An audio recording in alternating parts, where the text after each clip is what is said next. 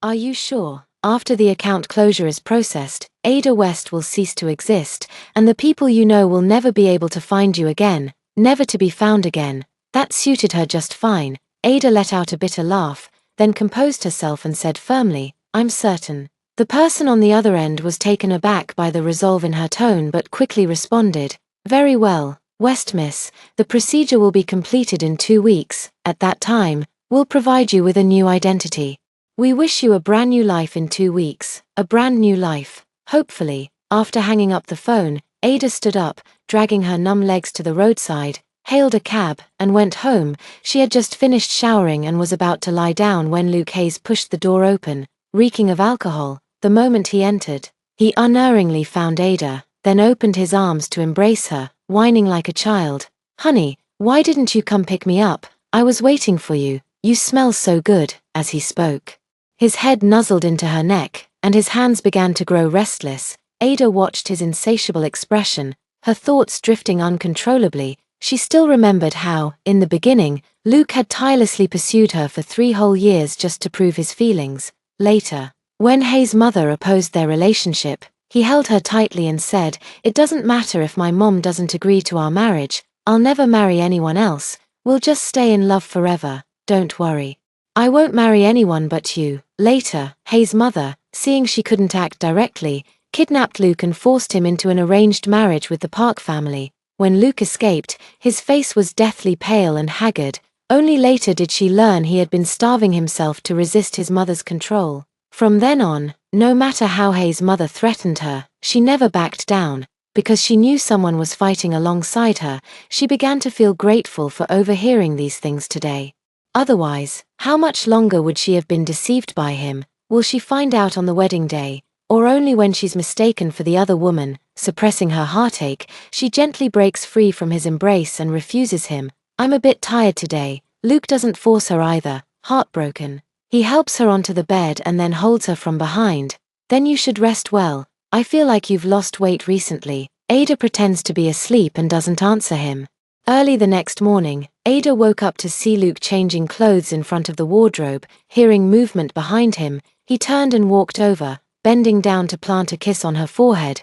Good morning, wife, it's New Year's Eve today. I'm taking you out, get up and change your clothes. Without waiting for Ada to refuse, Luke went downstairs. She changed her clothes and went downstairs. The cooking auntie saw her and quickly greeted, Madam is down, let me serve you some porridge.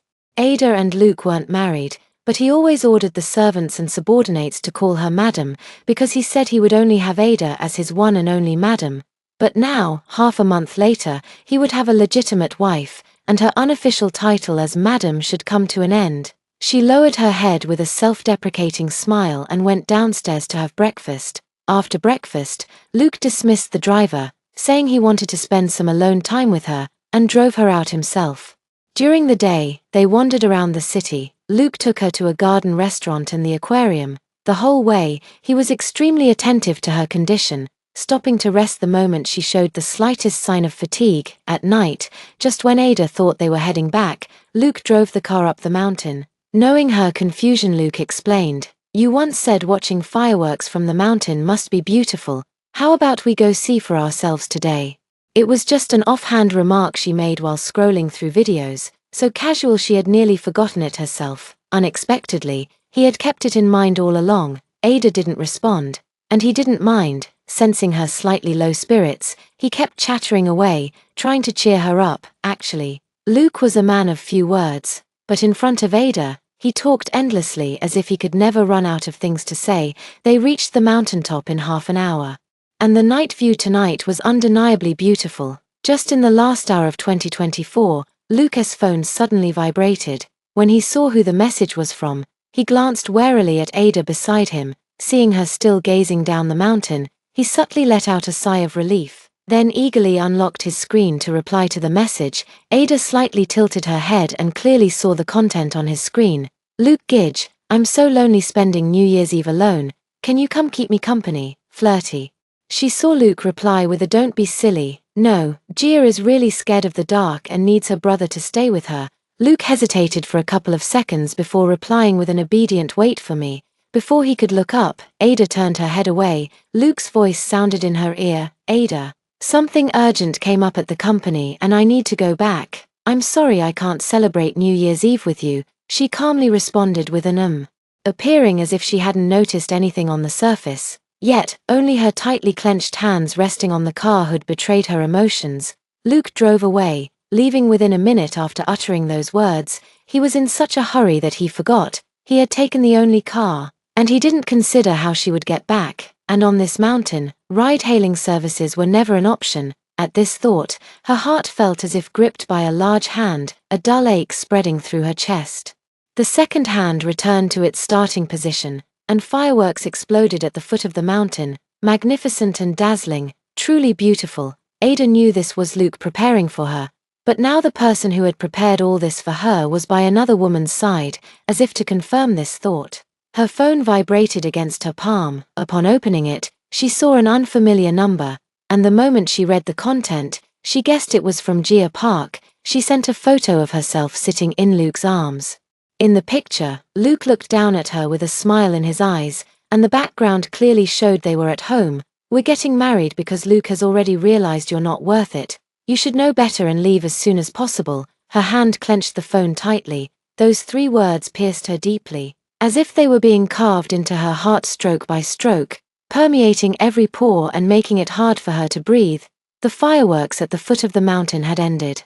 Leaving the mountain in darkness and silence, Ada's phone shut down from the cold, and from then on, there was not a single glimmer of light on the mountain, only the faint glow of moonlight illuminating the path.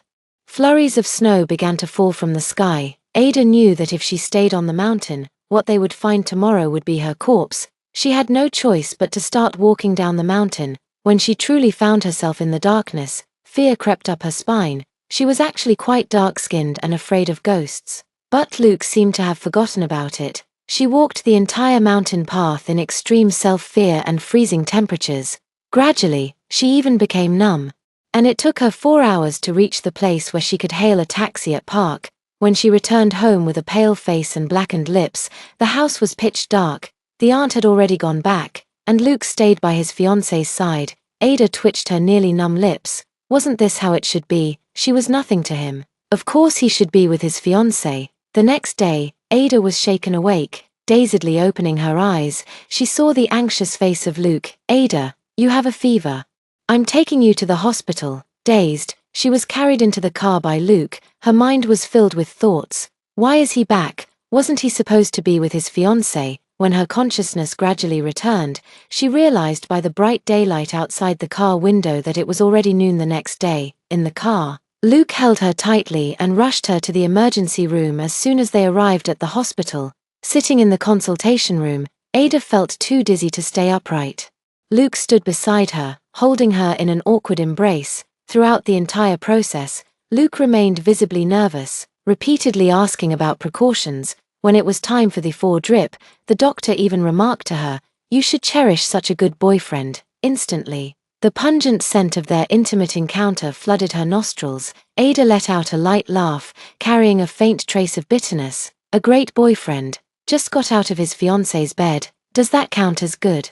Throughout the hospital visit, Luke never let her walk, carrying her everywhere they went. When the nurse gave her an injection, Luke cradled her head against his chest, comforting her repeatedly. "It's okay, don't be scared, just a little pinch, it won't hurt," as if she were a child. Yet everything she's going through now is all because of him. She wanted to say she wasn't afraid, that this pain was nothing compared to what terrified her last night, but she didn't say it. Speaking up would only give him another chance to perform. At this moment, he seemed like an attentive boyfriend. No one would guess he actually had a fiancée. Even Ada was nearly fooled. She lay on the hospital bed. Luke tucked the blanket around her and asked if she was still feeling unwell anywhere. Ada shook her head faintly and closed her eyes, refusing to communicate. Gradually, she actually fell asleep, and when she woke up, Luke was no longer by her side.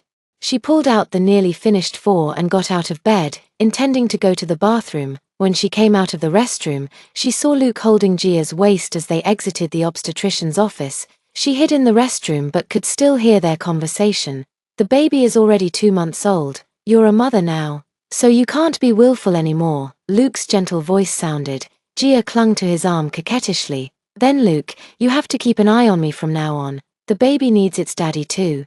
Okay, Luke spoke dotingly. All right, with less than half a month until the wedding, you shouldn't worry about anything. Don't tire yourself or the baby. As the voice gradually faded away, Ada stood frozen in place, motionless. By the time she regained her senses, she realized her heart was already twisted in agony. Clutching her chest tightly, she bent over, gasping for breath, as large teardrops began to fall uncontrollably. They already had a child, 2 months along. It turns out they had already been together for 2 months, and she had been kept in the dark for so long. If she hadn't overheard those words that day, how much longer would it have taken for her to find out? Ada let out a bitter laugh, raised her hand to wipe away the wetness on her face, feeling a chill. Upon closer inspection, she realized it was a ring. This ring was given to her by Luke. At the time, he knelt on one knee, nervously looking up at her, his eyes filled with nothing but her. His voice trembling. Ada, will you be with me for a lifetime? I truly love you, and I vow to marry no one but you. This is actually quite ethereal talk, and any rational person shouldn't believe it. But she believed it. The intensity of her infatuation then matches the depth of her heartbreak now. Ada gathered her emotions and left the place. Her hands were now empty, leaving only a faint ring mark, while an undoubtedly expensive ring remained on the sink. It wasn't until 10 p.m. that Luke hurriedly pushed the door open and entered. As soon as he stepped in, he knelt on one knee before Ada, who was sitting on the sofa. Before she could react, he took out the ring she had just discarded today and gently slipped it back onto her finger, holding her hand. He looked up at her and spoke with adoration. Darling, didn't you realize you lost your ring? How could you be so careless? Don't lose it again. This is proof of our marriage. The tenderness in his eyes remained, but Ada could no longer recapture the feelings of those bygone days. This relationship had already been tainted by irreparable impurities.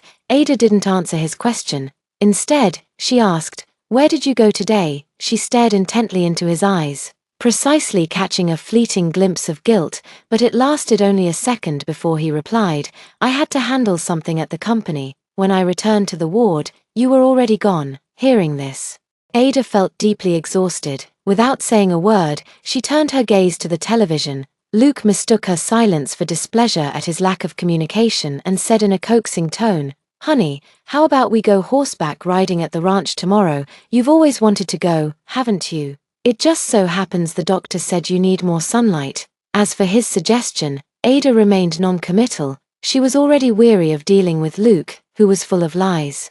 She just wanted to quietly wait until the day of her departure. The next day Luke took her to a horse ranch in the north. Upon arriving, she discovered Gia was also there, previously only mentioned by others.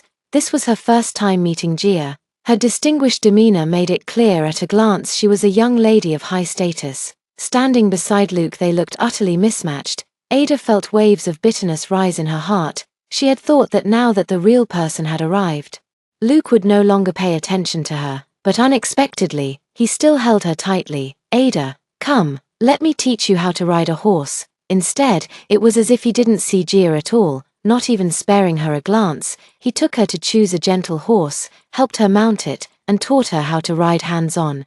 She was indeed very interested in horseback riding, and gradually, she forgot about her earlier emotions. After riding for half an hour, she said she was tired. Luke immediately stopped and took her back to rest. They had barely sat down for 2 minutes when Ada noticed that Gia had left the place. Another 2 minutes passed, and Luke said, "Ada, sit here for a while. I'll go get you some water." Ada had initially felt her heart flutter slightly due to his meticulous care, but now it suddenly calmed down. After he walked a few meters away, she silently stood up and followed behind him. She followed him to a secluded area in park, where Gia was already waiting. Gia rushed over as soon as she saw Luke. Luke immediately caught her and frowned as he spoke. "Didn't I say we should pretend not to know each other before the wedding? If Ada makes a scene, it would have a significant impact on both our families." This was something Luke had indeed told her before. But Gia immediately started acting coquettishly. "I missed you, baby." Besides, she didn't notice anything. This she naturally referred to Ada. As soon as these words were spoken, Ada saw Luke relax his furrowed brow with a helpless expression, and then she watched as they kissed, their mouths melded together. Inseparable. Watching all this, Ada felt as if a knife had twisted in her heart, her hands clenched into fists, her nails nearly digging into her palms without her realizing. The sticky, relentless sounds continued to invade her ears, but she didn't torture herself by listening any longer. Staggering unsteadily, he left the area and returned to the rest zone. Half an hour later, Luke returned with a bottle of water in hand. Placing it in front of her, he spoke apologetically. "Honey, I just had to take a phone call, that's why it took so long. You weren't waiting too anxiously, were you?" Hearing this term of endearment, Ada recalled the image of their earlier kiss. Instantly feeling a wave of nausea, she took a sip of water to suppress the disgust. Meanwhile, Luke noticed the bruise on her palm. Worried, he held her hand and asked, "What happened here?" Ada only then realized that her palm had actually been bruised from gripping too tightly. She startled slightly before gently withdrawing her hand. She casually brushed it off. It must be from holding the reins too tightly just now. Luke was concerned and insisted on taking her to apply medicine. Ada didn't want him touching her and pulled away again, saying, "No need, I'm going riding." Seeing Luke about to follow, she quickly added, "I want to ride alone." He did not follow any further. Ada was riding slowly, somewhat lost in thought, and didn't notice Gia approaching on horseback from the side. By the time she realized what was happening, the horse had already been knocked out of control. Ada was startled and, before the horse could bolt, she let go of the reins and rolled to the side. She fell to the ground and rolled heavily once. Lifting her head, she saw Gia, who had also fallen from the horse, being held in Luke's arms. A sudden pang struck her heart.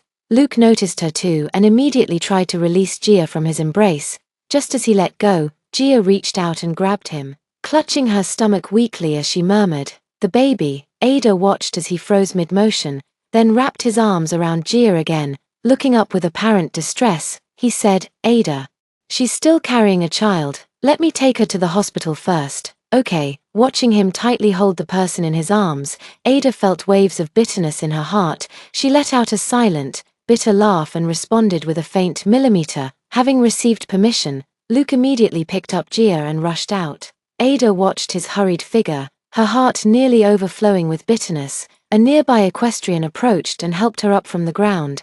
"Miss, are you hurt anywhere?"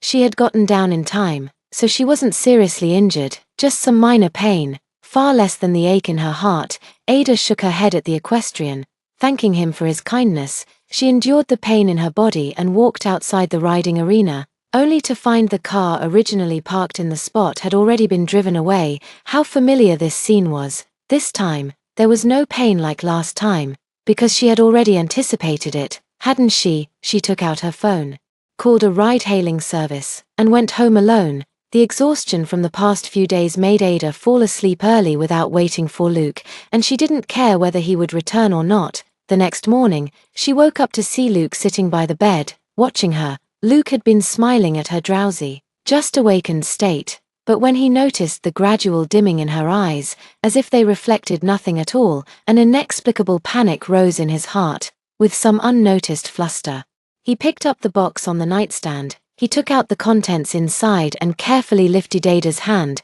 placing it on her wrist. Then he gently kissed the back of her hand, as if kissing something precious. Luke held her hand and said, "I'm sorry, honey, I didn't take you to the hospital right away yesterday. Gia is pregnant, and she's my friend's, so I should take care of her, don't you think, friend?" Ada lowered her head with a sarcastic curl of her lips. Only then did she shift her gaze to the bracelet, recognizing it as one she had casually praised for its beauty before, a piece of considerable value. Recalling the words she heard in the private room, she murmured, "Not worth it." Luke overheard her, his heart skipping a beat as he hurriedly said, "What are you talking about? What's not worth it? Honey, you're absolutely worth it. You deserve more than this. You deserve all the beauty in the world." Hearing this, Ada let out a light laugh, looked up at him, and said, "Yesterday, I saw a plot on TV where the female lead and male lead were in a relationship, but the female lead got engaged behind the male lead's back. Everyone was discussing whether the male lead should forgive her. What do you think?" Luke played with her hand and casually replied, "Of course he shouldn't forgive her." Ada gently withdrew her hand upon hearing this and said, "I also think he shouldn't forgive her." Before he could grab her hand again, Ada said she was hungry. Luke immediately said, "Then I'll cook today, honey. You go freshen up first, and I'll call you later." With that, he cheerfully went downstairs to cook. Ada watched his retreating figure, seemingly unchanged from before, and took off the bracelet on her wrist. She didn't deserve such an expensive bracelet, just as she didn't deserve him sacrificing his family's interests. 2 days later would be Ada's birthday. Luke, who usually spent it with her, suddenly said he had something to do that day and celebrated with her a day early instead. Ada didn't ask what he had to do. If possible, she didn't even want to celebrate her birthday at all.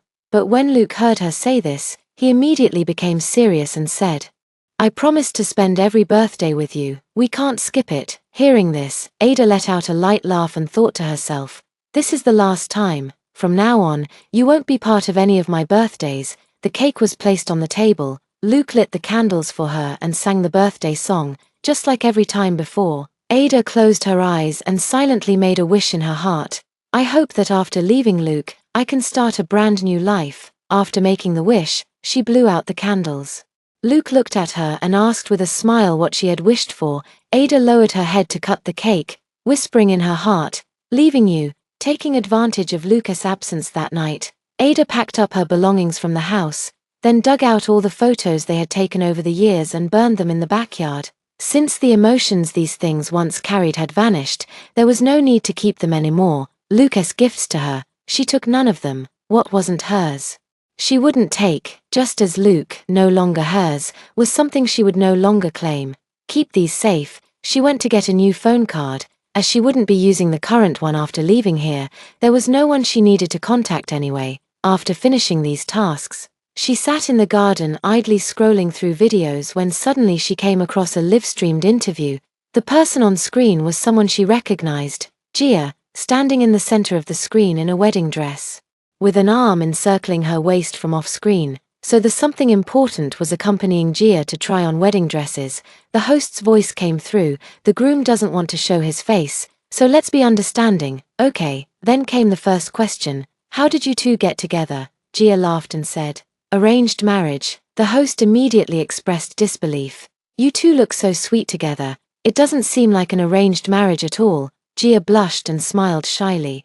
Glancing to the side, Luke's voice came through, "Can't a political marriage also be true love?" The host immediately apologized, saying yes, that's right, and then asked when their wedding would be. Luke tilted his head slightly to look at Gia beside him. His inadvertently revealed eye filled with deep affection. "In 4 days, it will be the grandest wedding, and you'll all see it then." Instantly, the comment section was flooded with 99, all sending their blessings. Gazing at that affectionate profile, Ada's heart felt as if seized by a giant hand, a dull ache spreading through her. The sunlight that should have felt warm upon her skin now only made her feel utterly exposed. Every word of praise and blessing in the comments felt like a knife slowly carving into her flesh. She had no rightful place. She was merely a caged songbird, hidden away in the shadows. Ada let out a self-mocking laugh. Evening. Luke came back with a box containing a dress.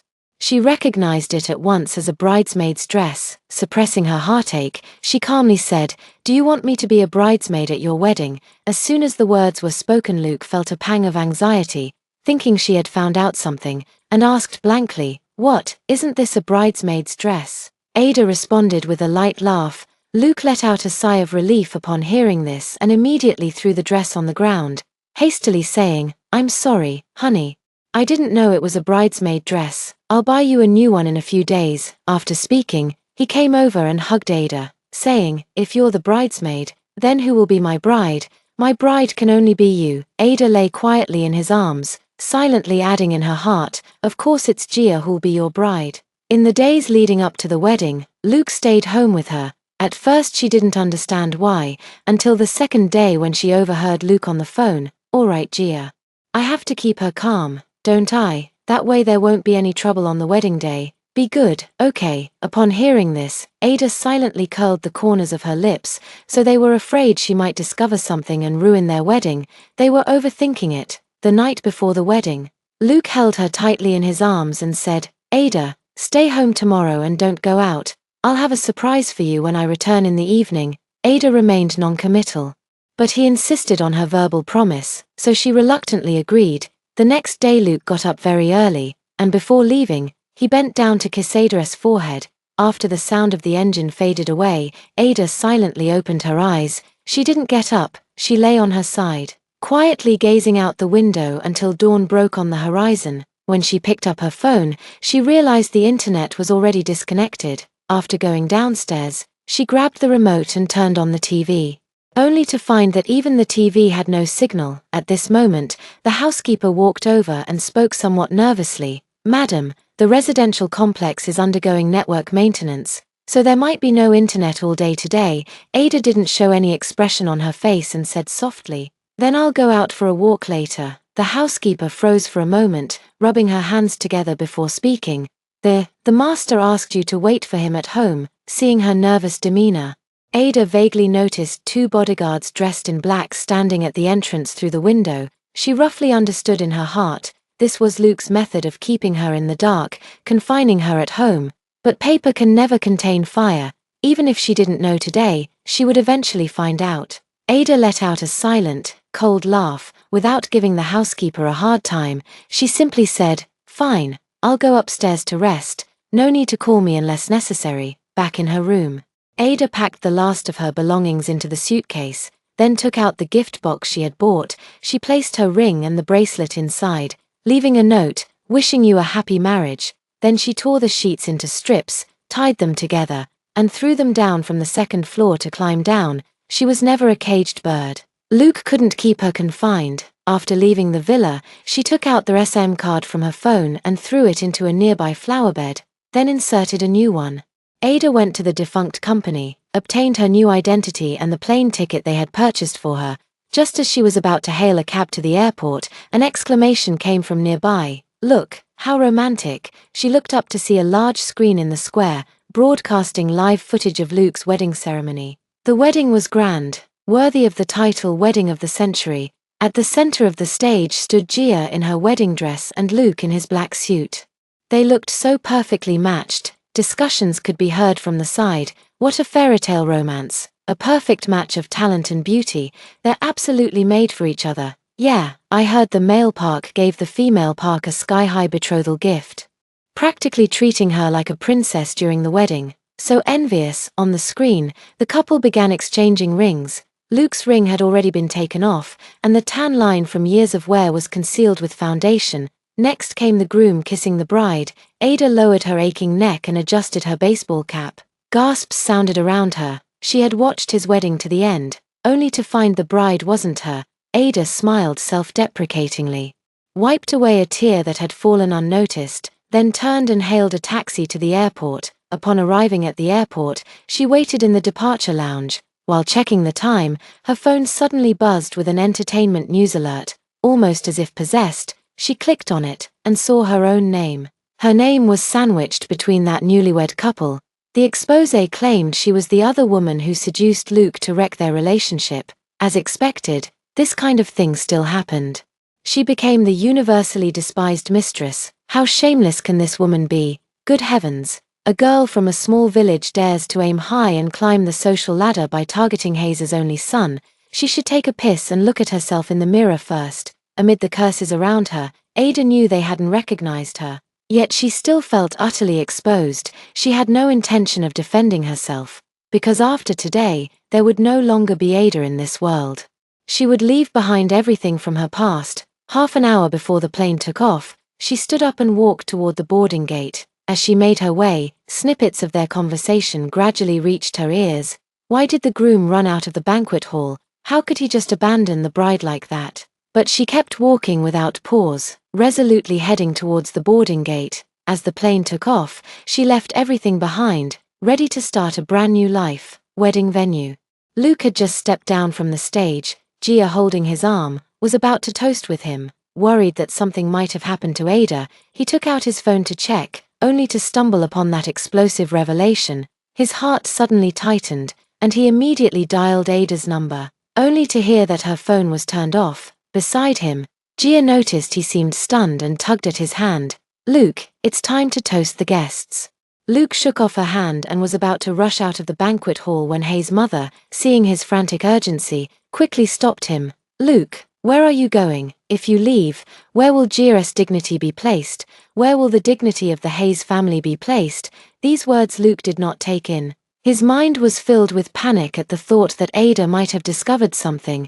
Ignoring the dissuasion, he bypassed them and left the wedding venue directly. Once in the car, he instructed the driver to take him straight home. Before the car had even come to a complete stop at the entrance, he couldn't wait to open the door and step out. The bodyguards at the door, seeing his flustered appearance, were left puzzled. Luke paid them no mind and went straight inside, opening the door. After scanning the living room and not seeing Ada, he asked the housekeeper who had just come out, "Where's my wife?" The housekeeper was startled by his demeanor and replied, "Madam is resting upstairs." Without waiting for her to finish, Luke strode upstairs in large steps, opening the room door. The bed was empty, and with a quick glance, he spotted the cloth strip by the window. Seeing the cloth strip, his face darkened instantly. The strip clearly led all the way to the first floor. Ada had obviously used it to escape. At this thought, Luke felt a surge of anger rise in his heart. He turned and roared at the bodyguards who had followed him.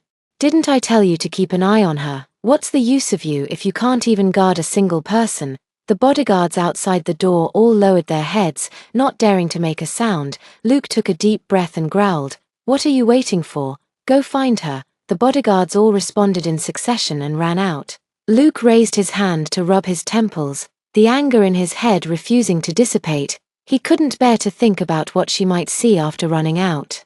His and Gia's wedding was being broadcast live, which was why he had confined her at home today and cut off the internet, just to prevent her from finding out. But now she had run out. Gradually, anger was replaced by panic. He lowered his hand, his eyes sweeping over the room, and noticed the gift box he had overlooked in his haste. Instinct told him this was Ada left for him. He walked over in a daze, his hands trembling uncontrollably as he opened it. The first thing that caught his eye was an A4 sheet with the words, "Wishing you a happy marriage." His mind buzzed, and a look of shock flashed across his eyes. When he took out the note, beneath it were the ring and bracelet he had given her. In an instant, he recalled the expression on her face when she mentioned the bridesmaid dress. She had known all along. That was why she ran away. When did she find out? Luke desperately retraced her recent unusual behavior and suddenly grasped a crucial moment. The bar, that day, he had asked her to pick him up. But in the end, she didn't come. Now, thinking back, did she really not show up? This realization froze the blood in his limbs. Stiffly, he took out his phone and dialed a number. He heard his own numb voice say, "Send me the surveillance footage from outside the private room on the evening of December 30th. Before long, a video was sent over. With trembling hands, he clicked on it and saw a person standing at the entrance of their private room. Luke clearly recognized that the person was Ada. At that moment, the voices of the people inside the private room reached his ears through the video. When the words "not worth it" were spoken, he saw her figure suddenly stiffen, as if enduring some immense pain. Witnessing this scene, Luke felt a dull ache in his heart, and he raised his hand to cover the throbbing pain. How much pain must she have been in at that time? Why couldn't he just keep his mouth shut? In remorse, he slapped himself hard across the face. All those clumsy excuses he had made over the past half-month were nothing but a joke in her eyes. She had been watching him perform. In an instant, he thought of the ring he had picked up at the hospital. Realizing that perhaps it wasn't something she had accidentally dropped at all, the dull ache in his heart sharpened into a twisting knife. The pain so intense it left him breathless. The room looked empty, seemingly unchanged, but he knew deep down that so much was missing. He searched every corner of the room but found nothing that belonged to her.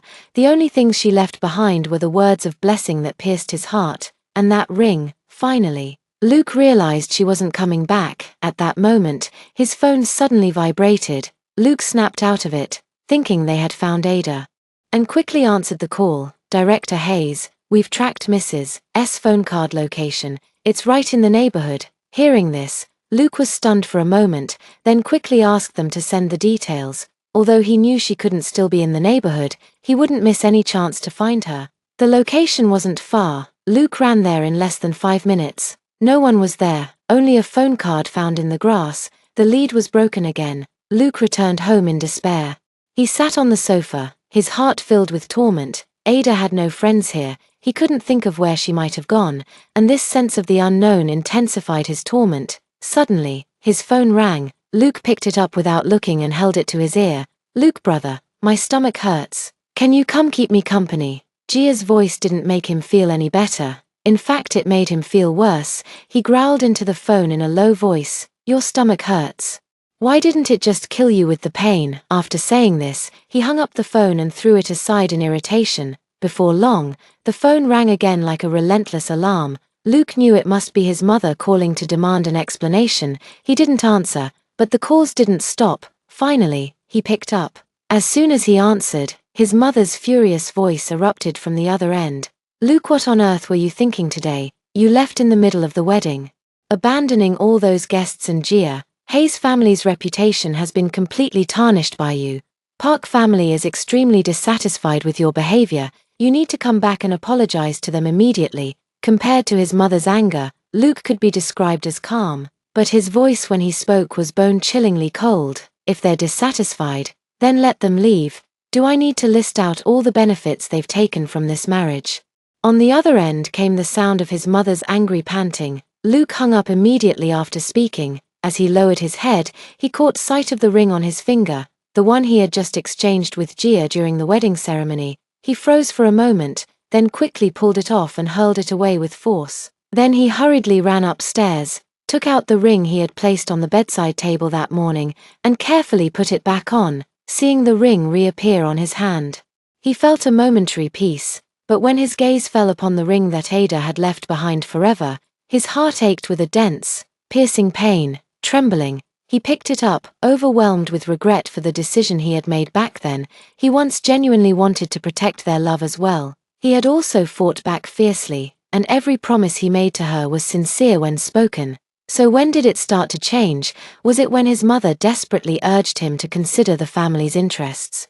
In the past, he had indeed treated such matters as nothing, but later, after joining the company, he began to care about these things, about the company's interests, the family's interests. When he accepted the arranged marriage, he thought it was just that, an arrangement, merely for the sake of family interests. Even that child was only meant to leave behind a legitimate heir. It was him who wanted both a marriage that could benefit the family and Ada. It was his insatiable greed that led to this situation. If he had stayed true to his original intentions and refused the marriage alliance with the Park family, then he and Ada wouldn't have ended up like this. They would have had a lovely child, and Ada would have been waiting for him at home every night. Now, everything has been ruined by him, and now he regretted it beyond measure. Luke slumped to the ground, clutching his head in agony. The air fell silent. When suddenly he remembered the reason for his return, pulling out his phone, he saw the online controversy escalating wildly. Few knew about his marriage to Gia, making it clear this was someone's deliberate scheme. Ada must have seen it too. She was the one who had always been by his side. Yet now, because of him, she was being labeled as the despised other woman. How much pain must she be feeling in her heart? Luke felt a surge of murderous intent in his eyes at the thought. He took out his phone and called his assistant. Find out who was behind today's leak.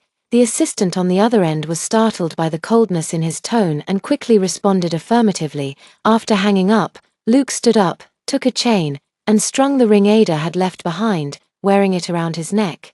He would keep this ring safe for her until she returned to his side. At 10 o'clock in the evening, the assistant called back. "Hayes has found out." It was Park who instructed the marketing accounts to release it. Hearing this, Luke tightened his grip on the phone, his eyes flashing with cold fury as he gritted out a few words. So it was her. He had reminded Gia more than once not to bring this matter before Ada, and had also told her their marriage was purely political. She shouldn't read too much into it. She had been very obedient all this time, but who would have thought that behind that obedience was a big storm waiting to happen? After hanging up, he then dialed Gia's number. Gia thought he was calling to coax her, so she started acting coquettishly as soon as she picked up. "Luke, big brother, the baby misses you and is kicking me. Come see him, okay?" Luke let out a cold laugh upon hearing this. Not only is it impossible for a 2-month-old fetus to be kicking her, but after she went against his warning and did such a thing, she could still say these words to him with a straight face. "Didn't I warn you not to bring this before Ada? You just turned a deaf ear to my words and slandered Ada online. On the other end of the phone, Gia, hearing his voice as cold as ice, trembled as she held her phone. He knew everything. Her heart pounded uncontrollably with fear, but her voice remained calm in a desperate attempt to bluff her way through. Luke, what are you talking about? I don't understand at all. Luke directly snorted coldly. You don't know. Do I need to throw your transfer records in your face? Ada's suffering.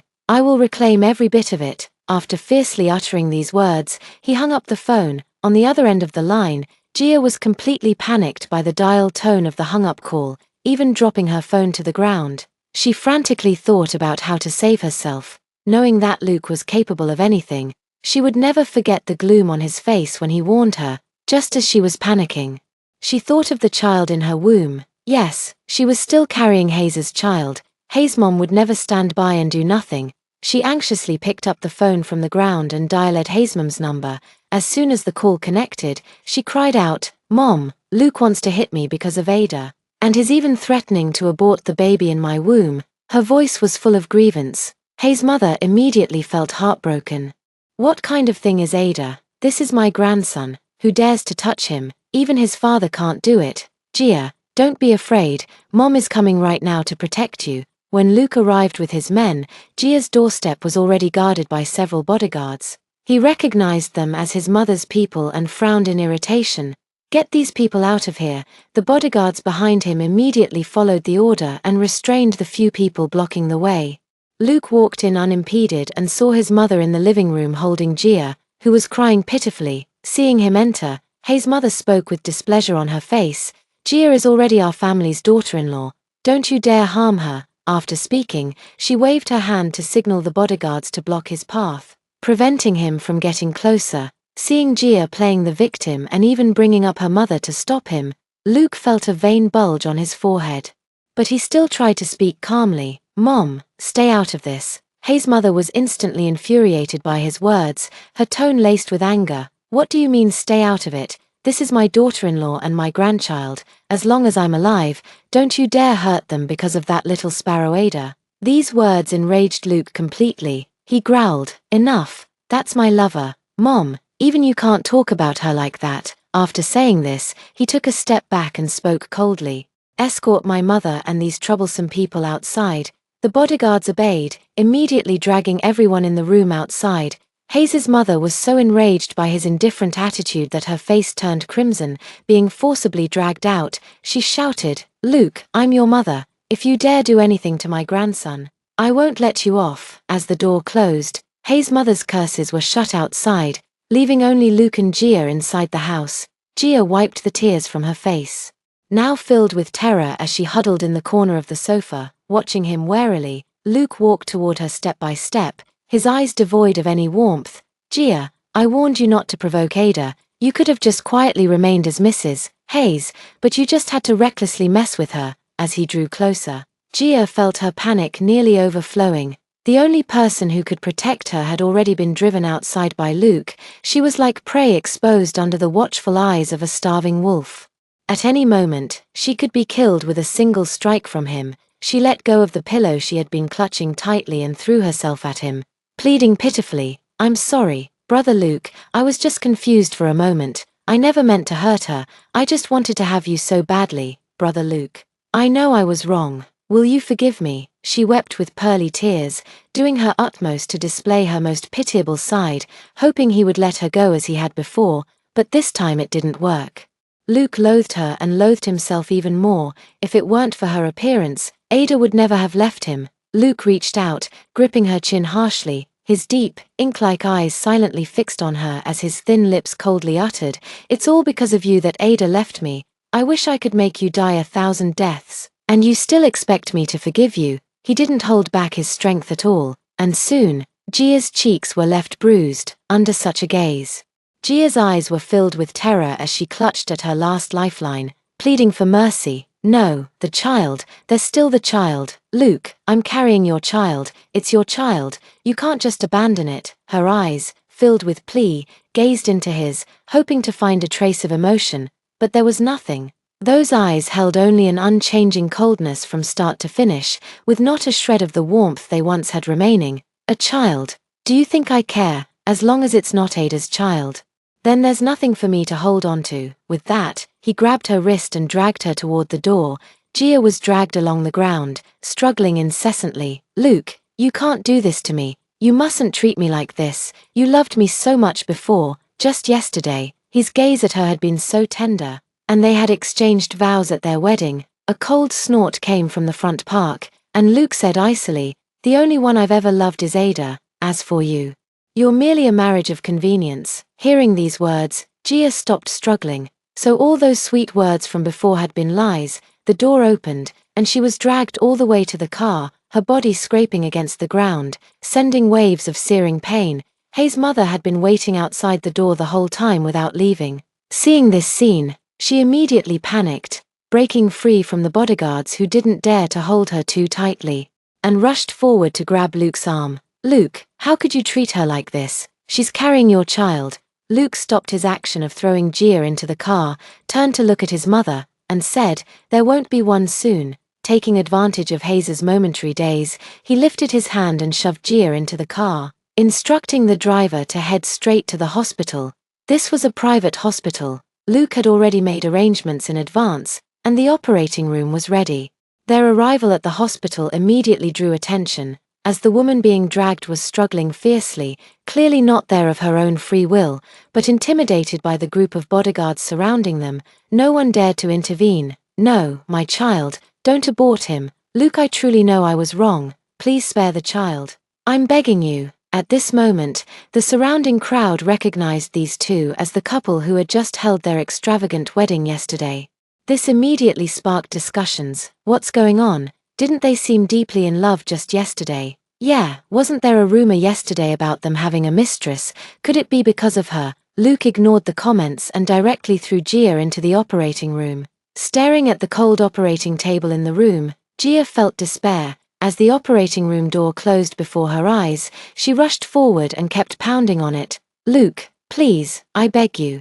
Luke left the operating room without looking back, only to run into Park's father, who was raising his hand to strike him. "Luke, you beast." With lightning reflexes, he raised his hand to grab his wrist, then flung it away fiercely, glaring coldly at him. "Keep those words for your own daughter." Park's father's neck flushed red with rage, his trembling finger pointing accusingly. "That was your child. For the sake of an Ada, you actually killed your own child.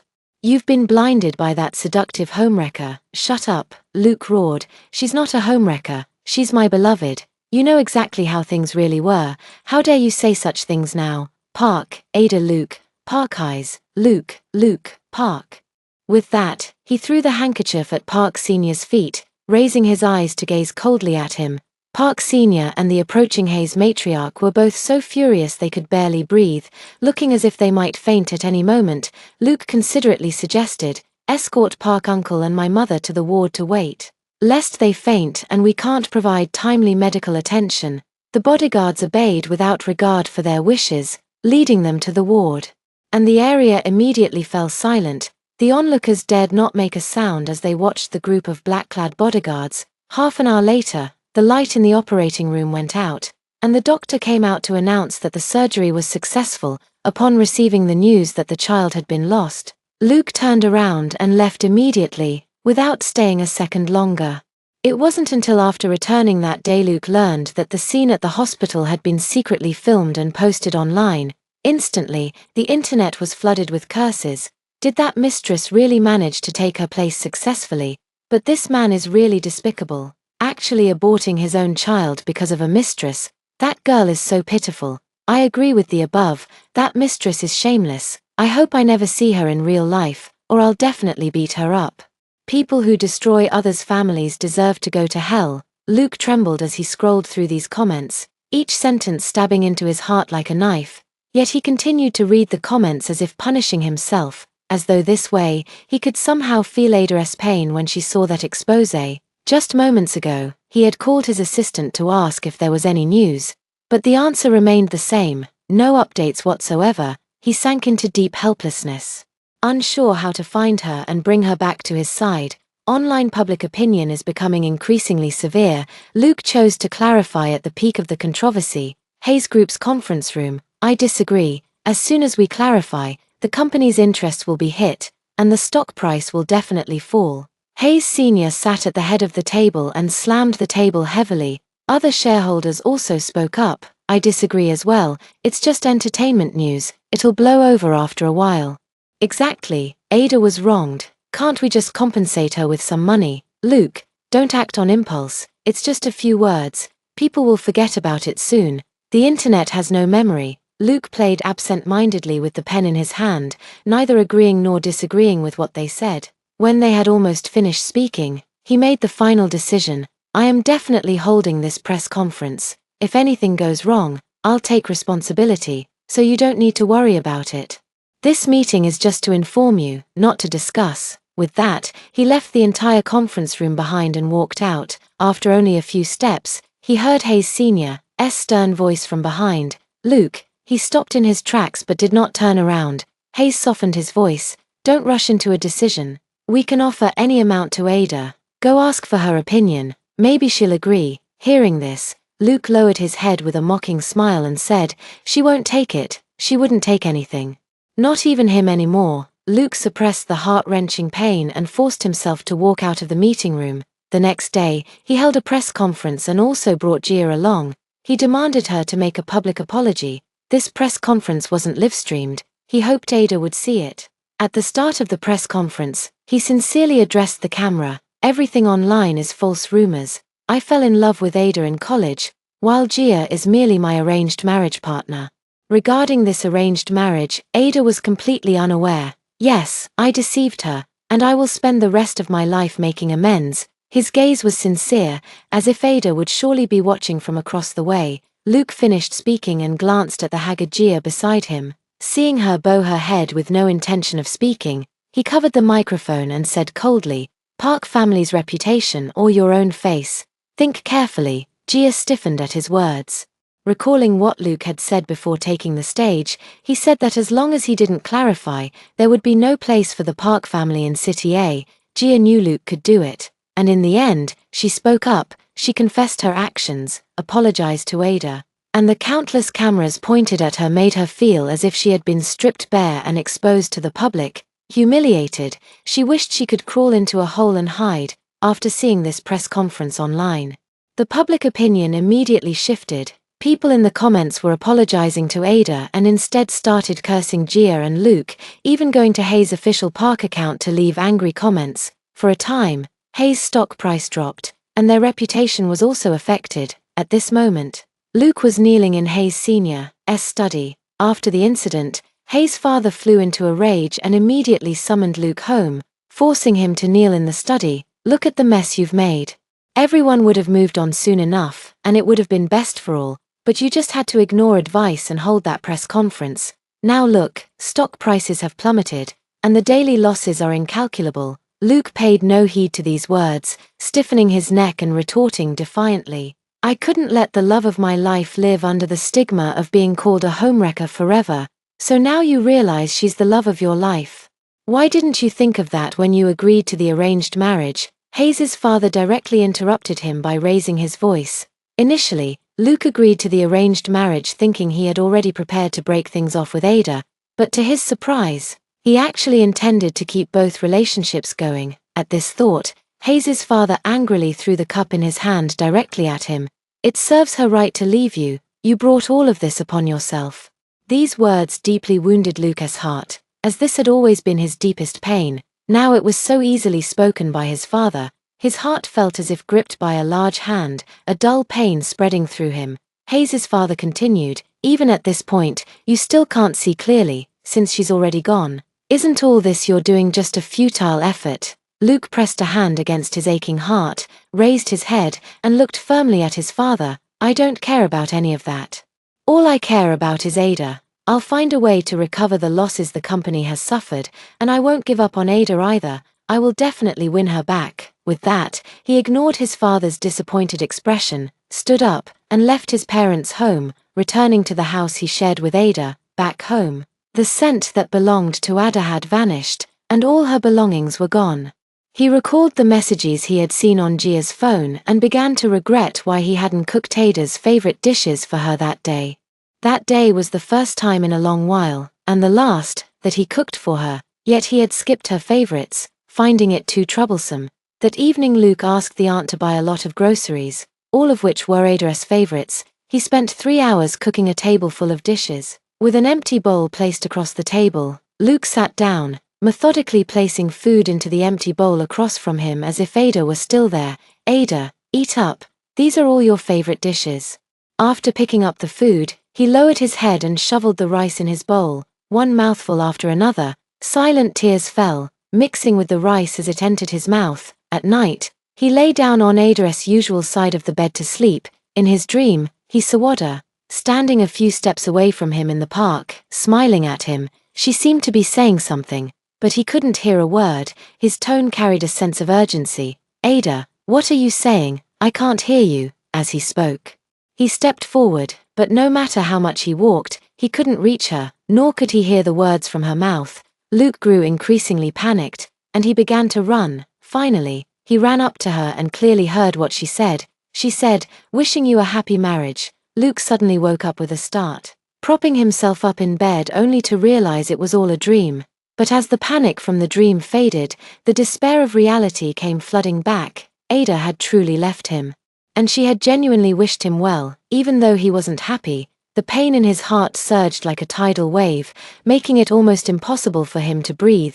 His trembling hands clutched his head as he spoke helplessly. I'm sorry, Ada. I know I was wrong. Please, don't make it so I can't find you. Come out and see me, please. I really can't take it anymore." After that day, Ada seemed to have vanished into thin air, leaving no trace, no matter how many connections he used. He couldn't find her. His emotions gradually crumbled under such despair. Ada, where on earth are you? His hunched shoulders trembled slightly, his eyes gradually moistening as tears blurred his vision, occasional sobs filled with despair and helplessness. Later, he tightly hugged Ada's pillow and fell asleep. The next day, Luke dressed neatly and went to the company. During the day, he worked at the company to compensate for the losses caused by the incident, staying until 11 or 12 at night every day before leaving work. In the past, he would never have worked this late. Because Ada was afraid of the dark, he always went home early to be with her. But now, as he recalled what he had done during this time, his heart twisted with pain. He had left Ada, who was afraid of the dark, alone on the mountain to make her way down by herself, while he stayed in the warmth of home with Gia. For a moment, he wished he could travel back in time and kill the version of himself who did such a thing, so that Ada would at least still have some lingering feelings for him. Right, but now, no words are of any use. What's done is done, and Ada still hasn't been found to this day. Every day when he returns home, though his body is exhausted, his nerves remain on edge. He fears missing any news about Ada the moment it arrives. He can only rely on alcohol to fall asleep, and once drunk, he picks up his phone to send Ada apology messages. The next morning, he woke up to countless green chat bubbles on his phone, but not a single response. Every day passed like this, and his exhaustion became visibly apparent, seeing him in such a state. His friends kindly invited him out for drinks to help him vent his emotions. In the private room, the group had no idea how to comfort him in his despondent state, but fortunately, he didn't need their comfort anyway. He silently drank glass after glass of alcohol, soon becoming so drunk he no longer knew where he was. He collapsed onto the sofa, his fingers constantly caressing the ring hanging around his neck, murmuring, I'm sorry, Ada. I love you, I truly love you. Please forgive me, come back to me. Please, I can't live without you. I really can't live without you." Everyone in the private room was shocked by the scene, never expecting Luke to love Ada to such an extent. It was as if Ada's departure had taken his soul with her. When he entered the arranged marriage, they thought he had moved on, treating her like a caged canary. Little did they know this love had taken root deep in his heart. When the assistant's call came through, Luke was in the middle of a crucial meeting. But when he heard there was news from over there, he immediately waved his hand to dismiss the meeting. The assistant sent over a few photos and said, "This is a popular influencer homestay that's trending right now." These photos captured the owner's appearance. He looks very much like his wife. He still called her Ada Madam, because Luke hadn't said to change it, so he didn't dare to. This was the only message in half a year. Luke looked at the photo on his phone. Only a side profile was captured, but he still recognized it as his Ada. She looked happy in the photo, and this discovery relieved him. Because she hadn't been affected by that incident, it also made his heart ache, because he wasn't sure whether it was only that matter that didn't affect her, or if it included him as well. But he couldn't think about that anymore now. He had to go find her. He couldn't wait another moment. He asked his assistant to book him the earliest flight available, but the assistant said, "Hayes, you have a very important client meeting tonight. Go meet him for me. Tell him I'm sick and about to die. So I can't see him." With that, he hung up the phone, grabbed the suit jacket from the chair, and hurried downstairs toward the airport. U-Town. Ada came here after leaving a city. It's a relatively remote park, with few people and a very simple, honest local culture. It was what she loved, and after settling down, she opened a guest house here. The guest house had a great seaside view and gradually became popular. More and more people came. She devoted herself entirely to running the guest house and had almost forgotten about Luke, until one day, about a dozen steps outside the door, in park, she saw someone who looked extremely familiar. After half a year, Luke felt his eyes sting when he finally saw the person he had been longing for day and night. He stared at her intently through the crowd, but Ada only glanced at him before turning away and heading back to the guest house to continue her work. Ada was somewhat surprised that Luke had found her so quickly. She had seen that press conference too, and watching Luke and Gia apologize stirred no emotions in her heart. What's done is done, and no amount of talking will change it. Even if he comes looking, it still won't make a difference. Watching Ada glance at him briefly before turning to go inside, Luke felt a pang of bitterness, but he didn't follow her in immediately. There are too many people outside right now. And going after her might only upset her. He couldn't afford to make her unhappy again. Besides, now that she's within sight, half the weight in his heart has already lifted. Outside the window, he stared fixedly at her busy figure, the longing in his heart almost bursting through his chest. As long as he sincerely apologizes, Ada will surely forgive him. She definitely will. He stood motionless outside until dusk. Ada could still feel the scorching gaze from outside all the while.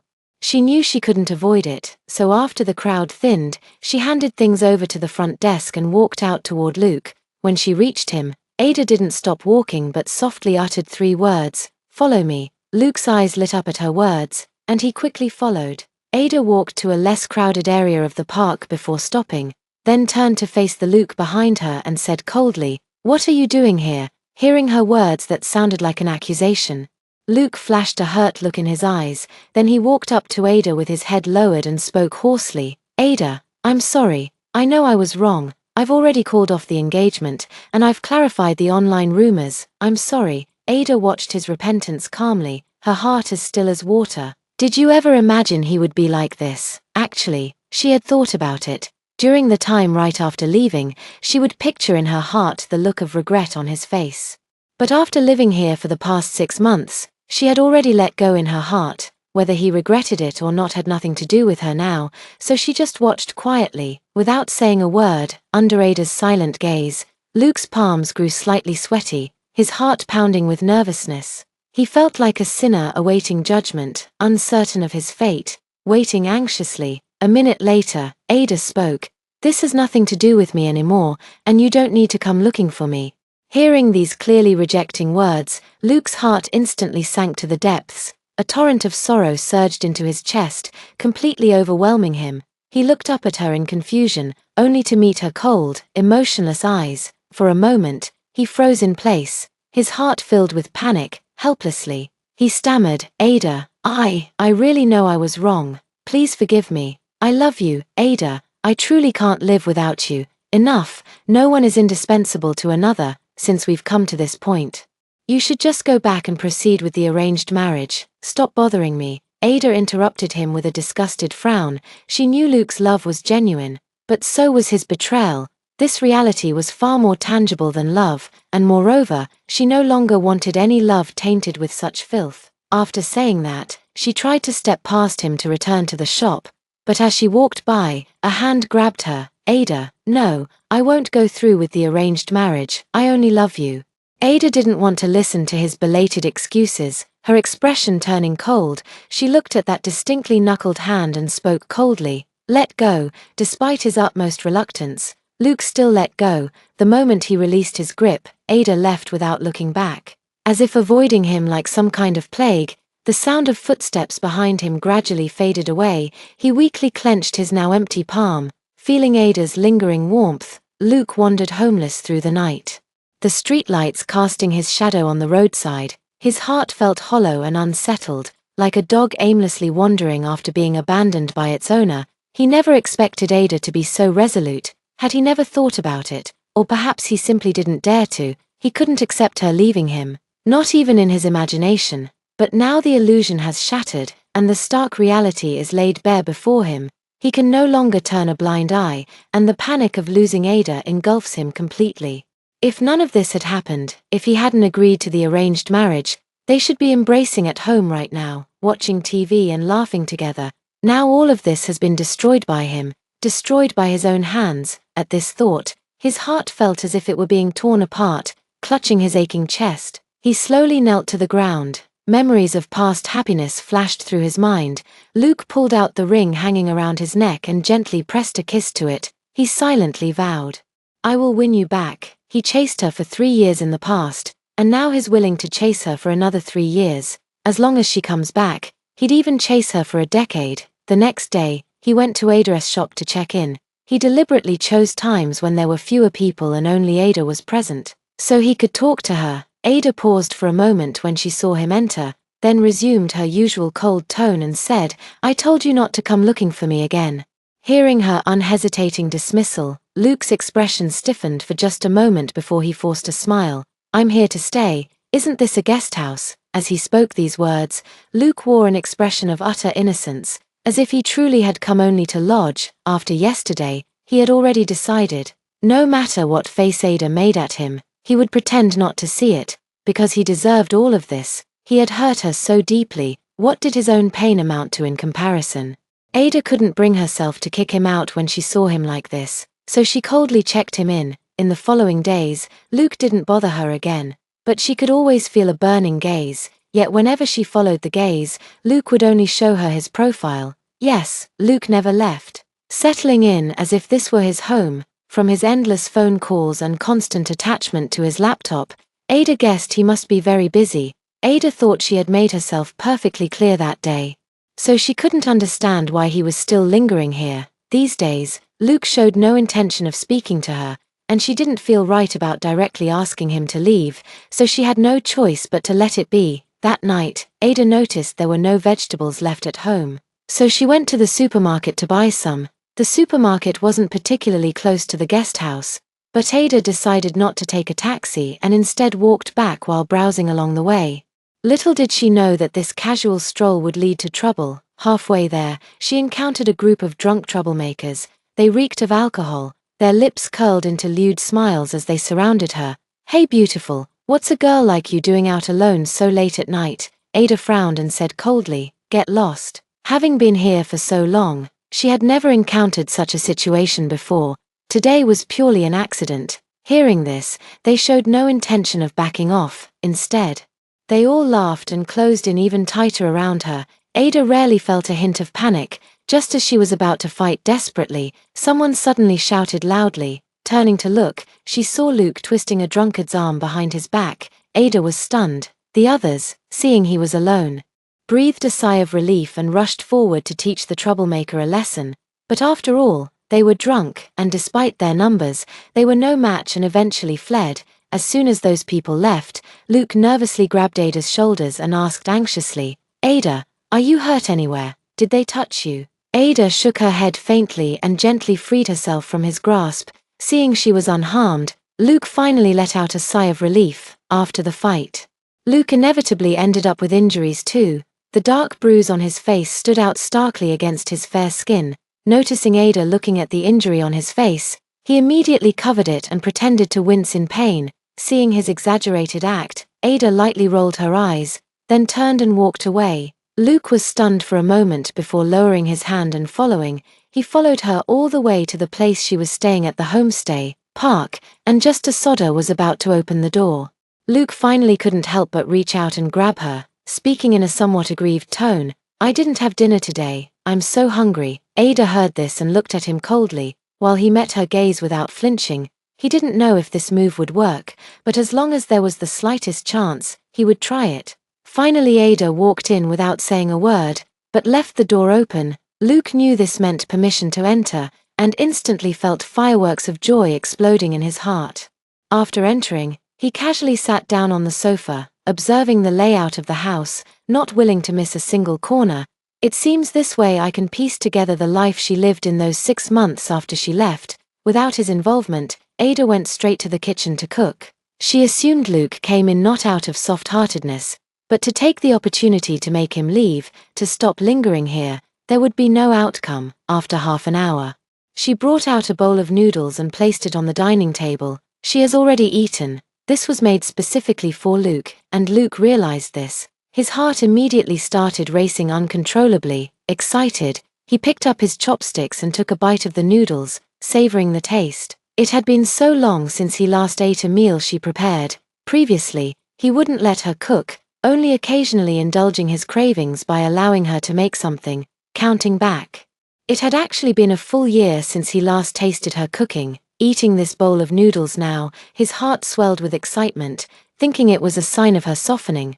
But little did he know, this was the last meal of a condemned man. After finishing this bowl of noodles, go back to City A. Staying here won't change anything. Ada uttered these words indifferently. Luke froze for a moment with the chopsticks in his hand, then continued shoveling noodles into his mouth as if he hadn't heard anything. Seeing him like this, Ada frowned and was about to speak again when Luke urgently cut her off. The noodles taste the same as before, unchanged. Without waiting for her reply, he ate the last bite, then took the bowl and chopsticks to the kitchen to wash them. Whenever Ada showed the slightest sign of speaking, Luke would immediately say something nonsensical to cut her off. After finishing the dishes, he walked out the door without even glancing at Ada. I should go now. Thank you for making me noodles. After closing the door, Luke had only taken a few steps before he couldn't hold on any longer. He stopped to brace himself against the wall, struggling to keep from collapsing. He thought she was willing to accept his apology, but she dealt him such a heavy blow. She directly told him it was impossible. So like a coward, he repeatedly interrupted her words, asking him to leave. In the following days, he didn't obediently go back. He couldn't bring himself to let go just like that. Ada completely ignored him too, and in recent days, his presence had been entirely absent. She even thought he had already gone back, and she didn't care where he went, as long as he stopped bothering her. But before she could even sigh in relief, Luke appeared again, and this time, everyone knew about it. It was Valentine's Day, and the guest house was bustling with people. And Luke showed up right at that moment, holding a huge bouquet of flowers in his arms, standing outside the shop with a beaming smile as he looked at her. At that moment, exclamations of surprise came from inside and outside the shop, and soon everyone inside had stepped out to look at the sky. Oh my God! Who is this Ada? This is just too romantic. Ada was puzzled by these words until she went outside and saw the drones in the sky. Then she understood. The drones performed in the sky, changing formations every few dozen seconds, with every display spelling out words of confession. She knew it must have been Luke's doing. He was the only one here who knew her Asoda. When she turned to look at Luke, she was met with his deeply affectionate gaze. She wasn't moved by what he had done, Ada, because these were all things Luke had done for her before. Though it was the same person, so much had already changed. The night breeze brushed against her cheeks, lifting her long hair. Luke held flowers in his arms, locking eyes with her as he stepped closer to her one step at a time. For a moment, it felt like he had returned to his university days when he was pursuing Ada. Back then, he had also nervously held flowers, walking step by step toward the one he loved. Only, the excitement then was the tension of anticipation, whereas now it was the tension of impending loss. In just a few steps, he approached and stopped, extending the bouquet with a gentle tone. Happy Valentine's Day, Ada. Ada didn't glance at the flowers but kept her gaze fixed on him. Then he watched as she took out her phone, tapped a few times, and held it to her ear before lifting her eyes to stare directly at him and speak. Hello, there are drones flying illegally by the beach on Minley Street. Please clean them up. Every word of these sentences reached his ears clearly. His hand froze in midair. Those eyes were still fixed on him, but all he felt was a bone-chilling cold. In less than 5 minutes, the drones by the shore fell one after another, crashing into the sea and disappearing without a trace. What's going on? Why did they all fall down? They were clearly so far away, he shouldn't have been able to hear anything. Yet he kept feeling as if the sound of drones crashing into the sea was ringing in his ears. It was as if they were crashing straight into his heart, leaving him breathless. Suddenly, he felt a lightness in his hand. Ada had taken the flowers from him. Luke stared at her blankly, unable to comprehend the meaning behind her series of actions. For the first time, he found her so inscrutable. He couldn't see through her, as if he had never truly understood her at all. Ada took the flowers and lowered her head to inhale their scent lightly. The fragrance remained as sweet and overwhelming as in her memories. Yet it could no longer evoke the same feelings from the past. Only memories remain beautiful, and one should never dwell in the past. She let out a light laugh and, under Luke's somewhat puzzled gaze, tossed the flowers into the nearby trash bin. With a thud, it struck Luke's heart, leaving his face pale. She raised her head to meet his eyes and said calmly, "Luke, don't waste your effort." Hearing her rejection once again, Luke did not feel the expected heart-wrenching pain. Because it seemed he had grown accustomed to the pain, every minute and every second after she left, his heart ached, he had become numb, and the smile on his face turned bitter. "Ada, are you still unwilling to forgive me? What must I do for you to give me another chance? I deeply regret the decisions I made before. The 6 months after you left were a living hell for me. I can't lose you again." Ada showed no change in her facial expression. No matter how much he regretted or suffered after she left, it couldn't alter what had already happened. "It's no use, Luke, there's no possibility for us anymore." These words instantly drained Luke's strength, leaving his eyes filled with helplessness and confusion. This kind of Ada made him feel unfamiliar, unsure how to respond. So he could only let her turn and walk away from his sight, powerless to do anything. In truth, that sentence was already Ada pronouncing a death sentence on Luke. A smart person would know not to persist, but Luke was clearly not that smart person. He still hadn't given up. Before, he had just silently watched over her from the sidelines. Now, he began pursuing her openly. He bought her breakfast, sent her flowers, helped her move things, ordinary gestures. Yet ones that Ada couldn't ignore. Every time Ada threw the flowers in the trash right in front of him, he would only feel down for a moment before acting as if nothing had happened.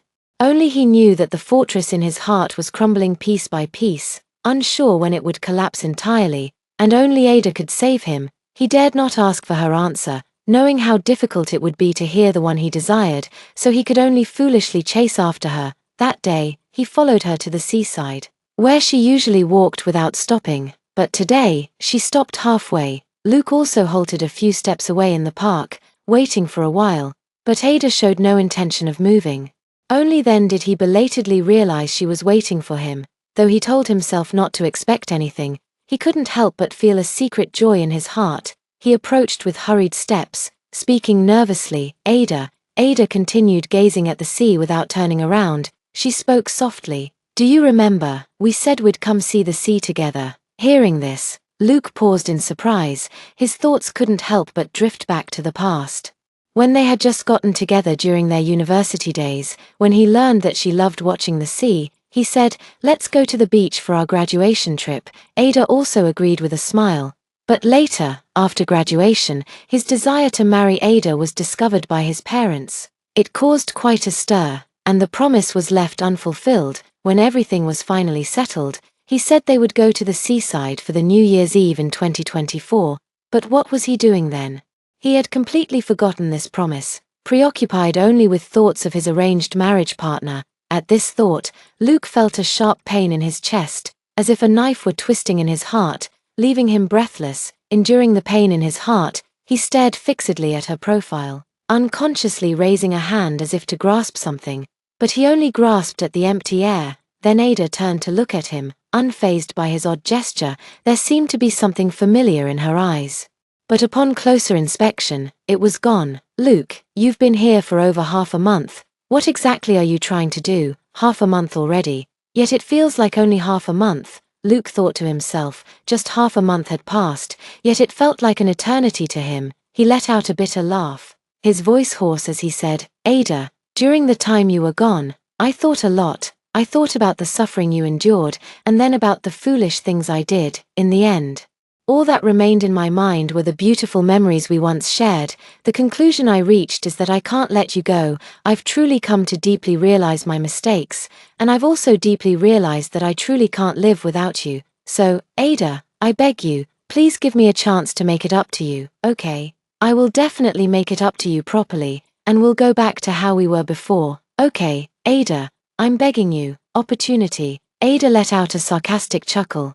You were already given your chance, but you didn't cherish it. Back when you were pursuing me, you also said to give you an opportunity to treat me well. I gave it to you, and what was the result? I was left covered in wounds. Now you're asking for another chance. I'm telling you there isn't one. No more opportunities. She is not one to dwell on the past. Since this opportunity has been voided, she won't offer it again. Luke was instantly crushed by these words. His back bending as if under a heavy weight, his throat so choked that he couldn't utter a single word. The pain in his heart was like a knife cutting through him, making every breath an agony. Ada finally dropped the line. This is where we end. With that, she turned and walked away. Luke stood as if nailed to the spot, watching her gradually disappear into the distance. When her figure was completely out of sight, he felt his vision engulfed by darkness, not a glimmer of light remaining. He had no idea how long he had been standing there, perhaps minutes, or maybe hours. Only then did sensation finally return to his limbs. Luke wasn't sure if this counted as a final ultimatum, but he still refused to give up just like that. But he could clearly feel Ada's resistance toward him. It was as if two little voices were arguing in his heart. One urged him not to give up and keep pursuing her, while the other told him to listen to Ada and let things be. They fought relentlessly. And Luke remained at a loss for what to do. He couldn't imagine how gloomy the mornings would be without seeing Ada after waking up. This inner turmoil completely collapsed one morning. By that day, he hadn't seen Ada at the shop for 2 days. At first, he thought they just hadn't crossed paths because she was busy. But by the second day he finally realized something was wrong. Early in the morning, he rushed to the front desk in a panic, his tone urgent. "Where's your boss?" The receptionist knew he was pursuing her boss, but was still startled by his appearance and remained silent for a long while. Luke asked again before she finally spoke. The boss said she had something to attend to and would be away for a few days. Where did she go? I don't know. The boss didn't say. Luke returned to his room in a daze, sitting on the bed with hollow eyes staring blankly into the void. Gone. She's gone again. She's left him behind once more. The fortress in his heart collapsed with a crash, and he felt himself sinking into boundless darkness. He had no idea how much time had passed before he finally pulled out his phone and called his assistant. Ever since Luke left City A, the assistant hadn't received a call from him in a long time. This time, when the call connected, a weak voice came through. "Find out where Ada went. I'll send you the new identity details." After saying that, Luke hung up the phone and sent over the new identity of Ada he had uncovered these days. Despite his assistant's full of doubts, he quickly found the flight information. Luke threw all his previous hesitation out of his mind the moment he received it. His mind was completely occupied with finding Ada and not letting her escape again. But actually, Ada just went out to meet friends and had no intention of running away. In fact, her friends had been asking her to come over for a while, but she was busy during the peak travel season. Now that things have slowed down, she went straight there. Luke was no longer connected to her, so naturally, she didn't feel the need to inform him. This is why the sensitive Luke thought she was trying to run away again. When she saw Luke at the hotel entrance, Ada frowned slightly in irritation. She thought to herself, "He's really like a haunting ghost." Luke noticed there was someone else with her and realized she might just be here for fun, not trying to escape. He immediately felt relieved, seeing there were others around. He also restrained himself from acting rashly and simply followed quietly behind her. When only Ada was left alone, Luke could no longer restrain himself and quickly strode up to her. In those few steps, his eyes were already reddened. He tightly grasped her shoulders, his voice trembling with an unnoticed panic.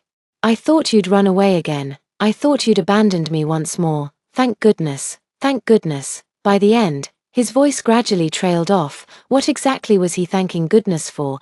Ada just didn't run away. It doesn't mean she forgave him. Despair flooded his heart, tears welled up in his eyes. But he still kept his head down, unwilling to let her see his vulnerability, yet the words that came out were choked with sobs. Ada, I really can't live without you. Please don't leave me. I beg you. He could no longer think of any other way to make her stay, so in desperation, he resorted to this method, hoping it would soften her heart. But he truly didn't understand Ada. She would never soften her heart toward someone who had hurt her. Luke kept pleading, I'm sorry, Ada. Don't leave me, don't go. Actually, Ada was seeing him cry for the first time, and she was only briefly surprised before returning to her usual self. There's no reason in the world to forgive just because someone sheds a few tears. She mustered her strength and broke free from his grasp. I've made it very clear that day. There's no possibility for us anymore. Don't let our past beautiful memories be completely exhausted. Luke staggered back 2 steps, his heart feeling as if it were being sliced by 1,000 knives. Finally, he remembered the ring around his neck and hurriedly took it off, trembling as he held it out to her. Desperately grasping at this lifeline, his words came out in a jumbled rush. Ada, do you remember this ring? You promised we'd stay together forever. You can't break that promise now. Let's get married as soon as we go back, okay? Ada let out a sarcastic chuckle as she too recalled the past, which only made it feel more ironic. Her promise was built upon Luke's promise. If Luke didn't even keep his word properly, why should she? Don't you find it ridiculous when you say that yourself?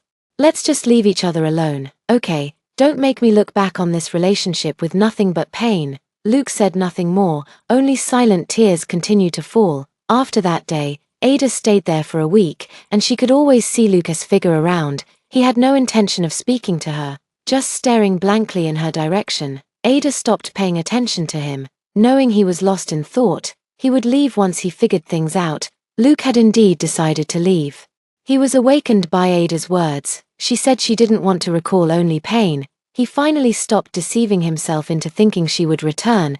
It took him 7 months to accept her departure. Then, he spent half a month forcing himself to leave. On a very ordinary day, he boarded the plane back to his home country. Ada's departure was earth-shattering. While his was silent and unnoticed, as soon as he returned, he shut himself in his home, refusing to see anyone.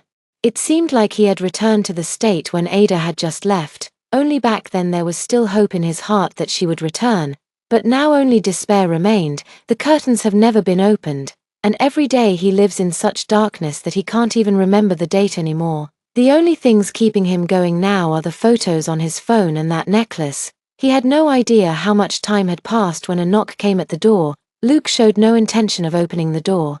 Still lying motionless on the carpet, it wasn't until the voice of Hayes' father came from outside that he dragged his weak steps to open the door. As soon as he opened the door, he was greeted with a slap, which he couldn't dodge and took squarely. He froze for a moment, then raised his hand to cover the side of his face and laughed.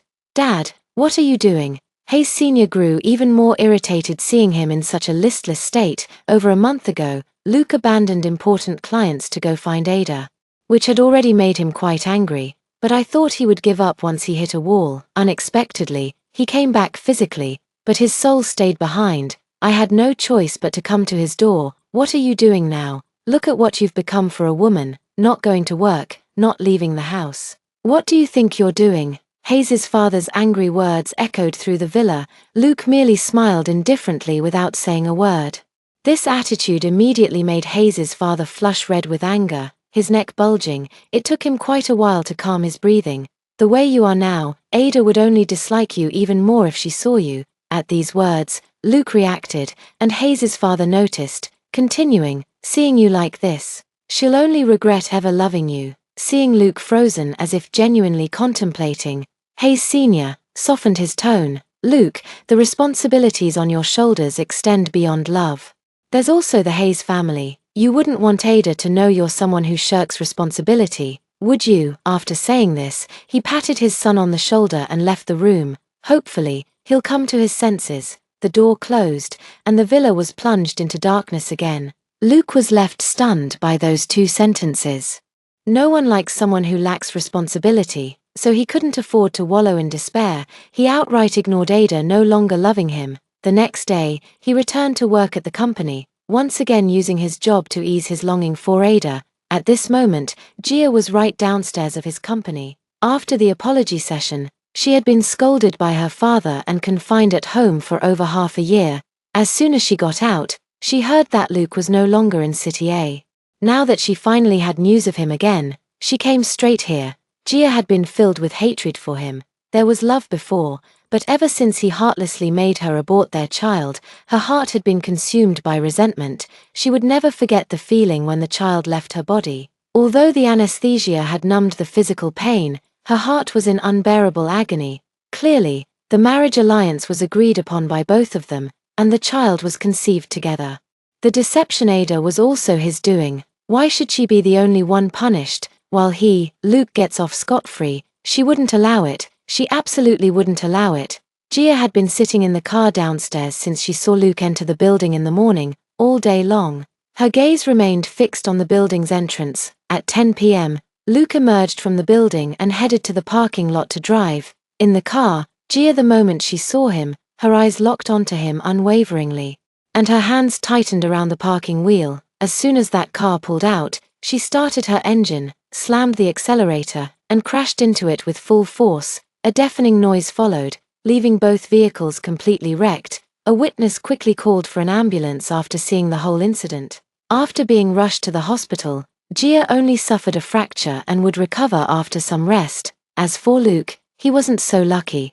He was severely injured and remained unconscious in the hospital for over half a year before finally waking up. When he opened his eyes to the sterile white hospital room, his memories gradually came flooding back. His first thought was, why hadn't the accident killed him? Waking up only to face a world without Ada. He might as well have died, but perhaps heaven intended for him to stay awake and atone, not allowing him to die so easily. Hayes's mother, seeing him open his eyes, immediately burst into tears and called for the doctor. After the examination, there were no major issues, just a slight limp when he first started walking.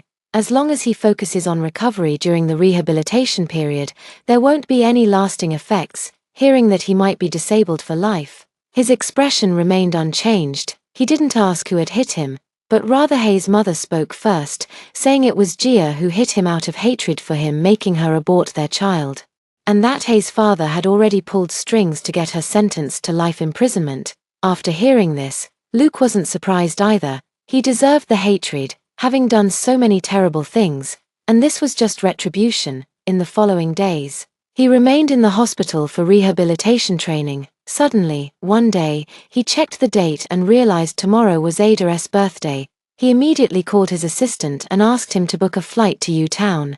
The assistant knew right away that he was going to find Ada and immediately advised, "Hayes, your leg isn't ready for travel yet. Wait until it's healed before you go." Luke wouldn't listen. "Tomorrow is her birthday. I promised I'd always be there to celebrate with her. I can't break my promise again. If you won't book it, I'll do it myself. I'm going no matter what." The assistant knew they couldn't persuade him otherwise, so they had to agree. In the end, Luke added one more instruction.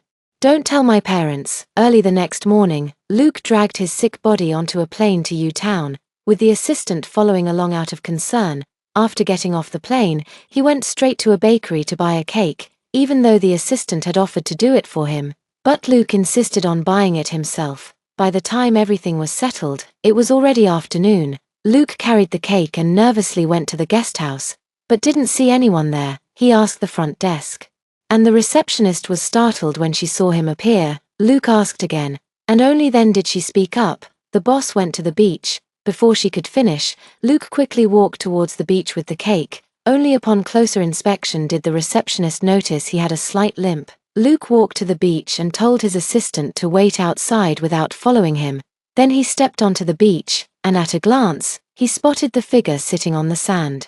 He tried his best to maintain a normal pace as he walked over, then gritted his teeth against the pain in his left leg as he crouched down in front of her. Ada was surprised to see him, but even more puzzled. The next second, Luke dispelled all her doubts. He held the exquisite cake in his hand and brought it before her, saying softly, "Ada, happy birthday. I promised to celebrate your birthday with you every year." Hearing this, Ada was momentarily stunned. Luke had already unwrapped the cake and lit the candles. He clumsily sang the birthday song, then asked her to make a wish. Under his urging gaze, Ada finally closed her eyes. Meanwhile, Luke watched her greedily from across, not missing a single opportunity, because each glance would mean one less remaining. Though Ada had closed her eyes, she wasn't actually making a wish. Wishes are just ethereal things, mere comforts that won't come true. She only needs to live well in the present. Without needing these things, after waiting a few seconds, she opened her eyes and met Luke's burning gaze. But she remained indifferent. Even when Luke was about to cut the cake for her, Ada spoke up. "No need, I've already eaten today." Upon entering, he accurately located Ada without hesitation, then opened his arms to embrace her, cooing playfully, "Darling, why didn't you come to meet me? I've been waiting for you. You smell so nice." He knew it was time to leave now, because if he didn't go, Ada would eventually drive him away. At this thought, he lowered his head and let out a bitter laugh, saying hoarsely, "Happy birthday. May you have peace and smooth sailing in the future."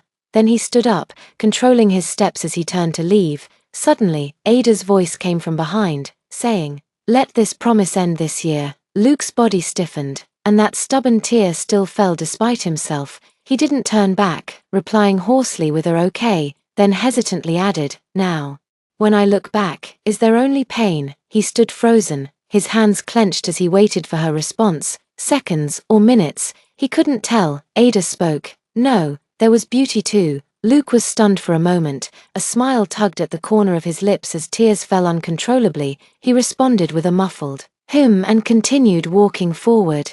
This one sentence was enough. This sentence would sustain him for a lifetime. After returning, the doctor examined his leg and regretfully said it would never fully recover. Luke heard this without regret. He doesn't regret going to find Ada, even if it left him permanently disabled. He still wouldn't regret it. Luke no longer appeared before her, only occasionally sneaking a glance at her from afar. He didn't know when this maddening longing would fade. Perhaps it wouldn't stop until death. Thank you for watching today's story. If you enjoyed this video, please give it a thumbs up and share it with your friends. We'd love to hear your thoughts in the comments below, so feel free to share your opinions, and don't forget to subscribe to our channel for more great stories. We'll see you in the next video.